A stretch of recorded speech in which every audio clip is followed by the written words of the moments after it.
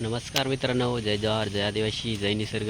तर मित्रांनो, सर्वांचं माझ्या यूट्यूब चॅनलमध्ये स्वागत आहे. तर मित्रांनो, सर्वांना शुभ सकाळ, गुड मॉर्निंग. तर मित्रांनो, आजच्या व्हिडिओमध्ये आपण एक रानकेळी पाहणार आहोत. तुम्हाला मी दाखवतो पुढे. खूप सुंदर आहे, व्हिडिओ बघत राहा. तर मित्रांनो, ते बघा, लांबूनच आपल्याला रानकेळीचं झाड दिसतंय. आपण जवळ जाऊन बघूया किती रानकेळी त्याला लागलेले ते. तर चला मित्रांनो, इकडे रान हळदीचे झाडंसुद्धा भरपूर आहेत आणि फुलं पण भरपूर लागलेली आहेत. सुंदर सुंदर, हे बघा, सुंदर आहेत, आकर्षक करणारे असं फूल आहे रान हळद. तर हे बघा मित्रांनो, रानकेळी ही याला भरपूर लागलेली आहेत, सुंदर सुंदर. तुम्ही पाहू शकता, लहान लहान भरपूर लागलेले आहेत. सर्वसाधारण केळीला जसं बोंड येतं त्याचप्रमाणे या केळीलासुद्धा बोंड आलेले आहे आणि केळीसुद्धा लागलेली आहेत.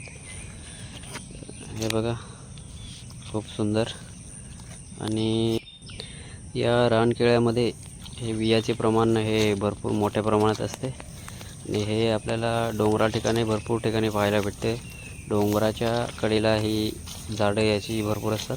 त्याचप्रमाणे ग्रामीण भागामध्ये पण याची झाडं भरपूर आपल्याला दिसून येतात.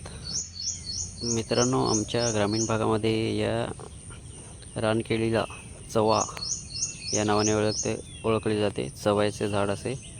तर मित्रांनो, हे खूप आयुर्वेदिक आहे. याचा आयुर्वेदिकमध्ये भरपूर महत्त्व आहे. यांचे बिया, फळ हे खूप आयुर्वेदिक असतात. सुंदर आहे, हे बघा.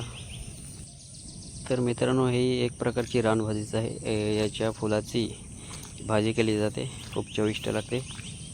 तुम्ही कधी याच्या फुलाची भाजी खाल्ली का? नक्की कमेंट्समध्ये सांगा.